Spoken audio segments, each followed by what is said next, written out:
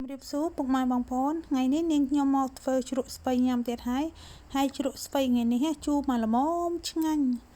ហើយបើបងប្អូនចង់ចេះធ្វើជ្រក់ស្ពៃឲ្យមានរសជាតិឈ្ងុយឆ្ងាញ់កុំភ្លេចមើលវីដេអូរបស់នាងខ្ញុំតាំងពីដើមរហូតដល់ចប់បងនាងខ្ញុំមានស្ពៃខ្មៅ1គីឡូជាងហើយនាងខ្ញុំក៏យកវាមកកាត់ក្បាលឲ្យស្អាតទៅណានិយាយទៅស្ពៃថ្ងៃនេះនាងខ្ញុំទិញបានឡើងខ្ចីល្អណាស់ហើយធ្វើជ្រក់ស្ពៃខ្មៅនេះតើស្ពៃរាងខ្ចីចេះធ្វើជ្រក់ទៅបានឆ្ងាញ់ហើយឥឡូវនេះនាងខ្ញុំក៏បានកាត់ក្បាលវាសម្អាតរួចរាល់ហើយអស់ហើយនាងខ្ញុំក៏យកវាទៅលាងទឹកណានិយាយទៅលាង3 4 5ទឹកទៅលាងតទៅស្អាតដីតាមធៀងតាមអីអញ្ចឹងលាងមើលដុសតិចទៅចុកាដីវានៅជាប់តាមធៀងនឹងឯងឥឡូវនេះនាងខ្ញុំក៏បានលាងសម្អាតរួចរាល់ហើយនាងខ្ញុំលាងប្រហែលជា5ទឹកដែរលាងដុសនឹងឯង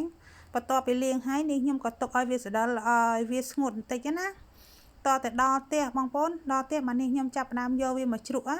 នេះខ្ញុំកាត់សម្អាតនៅសាទេហើយក៏ធ្វើរួចក៏លាងនៅសាអញ្ចឹងណាឥឡូវនេះនាងខ្ញុំបានមកដល់ផ្ទះហើយចានាងខ្ញុំក៏ចាប់ផ្ដើមដាំទឹកជ្រក់តែម្ដងហើយនាងខ្ញុំក៏ចាក់ទឹកចូលមកល្មមមកស្ពៃ1គីឡូជាងហ្នឹងណានាងខ្ញុំក៏ដាក់ជាមួយអំបិល2ស្ព្រាបាយហើយនឹងទឹកខ្មេះទឹកត្នោតហ្នឹង2វែកបាយហ្នឹងចាបន្ទាប់មកទៀតនាងខ្ញុំក៏ដាក់ជាមួយស្ករត្នោត1ស្ព្រាបាយចាបងប្អូនដាក់តាមរបៀបនេះខ្ញុំប្រាប់នេះទៅហើយបងប្អូនក៏ដាំឲ្យឡើងពុះសិនណាពេលវាពុះហើយបងប្អូនក៏បិទក្រាស់ចោលទៅបន្ទាប់មកទៀតបងប្អូនក៏ចាប់ផ្ដើមយកស្ពៃហ្នឹងស្ពៃចង្កឹះដែលយើងលាងសម្អាតដាក់សម្ដិលវាឲ្យសោះទឹកហ្នឹងក៏យកវាមកដាក់រៀបក្នុងឆ្នាំងមួយទៅហើយក៏យកទឹកក្តៅហ្នឹងមកចាក់តែម្ដងណាហើយនាងខ្ញុំធ្វើជ្រក់ស្ពៃសារនេះនាងខ្ញុំអត់យកស្ពៃហ្នឹងទៅជ្រលក់ជាមួយទឹកហ្នឹងទេដោយសារស្ពៃថ្ងៃនេះនាងខ្ញុំទិញបានខ្ចីល្អអញ្ចឹងហើយនាងខ្ញុំគ្រាន់តែរៀបវាឲ្យចាក់ចូលតែម្ដងពីមុននាងខ្ញុំអាសាធ្វើអញ្ចឹងដោយសារស្ពៃនឹងវារាងចាស់ដល់ពេលស្ពៃសានេះនាងខ្ញុំទិញបានរាងខ្ចីនាងខ្ញុំអត់ត្រូវការយកស្ពៃហ្នឹងទៅជ្រលក់ជាមួយទឹកក្តៅទេនាងខ្ញុំគ្រាន់តែរៀបចូលឆ្នាំងហើយក៏លើកទឹកក្តៅហ្នឹងមកចាក់ដាក់តែម្ដងណាដល់ពេលវាទ្រាំហើយរាងត្រជាក់នាងខ្ញុំក៏រៀបវាដាក់ក្នុងប្រអប់ទុកនៅខាងក្រៅ2យប់នាងខ្ញុំទុក2យប់ពេញបន្ទាប់ពីបាន2យប់ហើយនាងខ្ញុំក៏យកវាមកបើកមើលទៅថាអាចញ៉ាំបាននាងខ្ញុំក៏មើលទៅហើយវាឡើងប្រែពណ៌សម្បុរឡើងលឿងហើយនាងខ្ញុំក៏ភ្លក់មើលណាដល់ពេលភ្លក់មើលទៅវារាងជូរឆ្ងាញ់ហើយនាងខ្ញុំក៏យកវាមកលាយជាមួយគ្រឿងនាងខ្ញុំអត់យកទឹកវាទេនាងខ្ញុំគ្រាន់តែយកសាច់ស្ពៃជ្រក់ដែលនាងខ្ញុំជ្រក់ហ្នឹងណាស្រង់យកស្ពៃនឹងហើយនាងខ្ញុំពូតទឹកវាចោលទៅនាងខ្ញុំក៏យកម្ទេសស្រស់5គ្រាប់ហ្នឹងមកហាន់ជាកង់ហើយក៏ដាក់ក្នុងស្ពៃហ្នឹងណានាងខ្ញុំដាក់ជាមួយវីចេងបន្តិចស្ករបន្តិចហើយនឹងម្ទេសស្រស់ដែលនាងខ្ញុំបានហាន់ហ្នឹង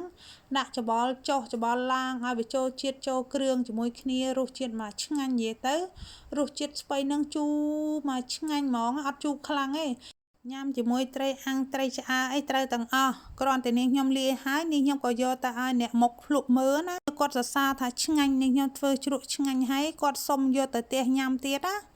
ហើយជ្រក់ស្ពៃនេះបានតែមួយថ្ងៃគាត់ញ៉ាំអស់អាលេងបងប្អូនដោយសារអីធ្វើទៅឆ្ងាញ់ញ៉ាំត្រូវមាត់ហើយណាមួយជ្រក់ធ្វើខ្លួនឯងអត់ប្រៃទេរសជាតិជូរមកឆ្ងាញ់មកល្មមហ្មងណាហើយជ្រក់ស្ពៃនេះនាងខ្ញុំធ្វើលើកណាកម្រសល់ណាស់ដឹងតែមានអ្នកសុំញ៉ាំហើយព្រោះអីពេលដែលនាងខ្ញុំធ្វើម្ដងគាត់សរសើរគ្រប់គ្នាអញ្ចឹងឲ្យតែនាងខ្ញុំមានជ្រក់ដឹងតែគាត់សុំហើយគាត់មកលេងផ្ទះនាងខ្ញុំលើកណាក៏គាត់សួររកជ្រក់ដែរចុកានាងខ្ញុំមានក៏ឲ្យទៅចុកានាងខ្ញុំអត់មានក៏អត់ទៅអញ្ចឹងណានាងខ្ញុំអាសាធ្វើជ្រក់ទុកញ៉ាំណាព្រោះអីនាងខ្ញុំអត់សូវទិញគេទេឥឡូវនេះនាងខ្ញុំចេះធ្វើអាចញ៉ាំបានអញ្ចឹងទៅក៏ធ្វើទុកអញ្ចឹងណាថ្ងៃណាចង់ញ៉ាំក៏យកមកញ៉ាំទៅហើយជ្រក់ធ្វើខ្លួនឯងចេះល្អបងប្អូនកុំភ្លេចធ្វើញ៉ាំទាំងអស់គ្នាណា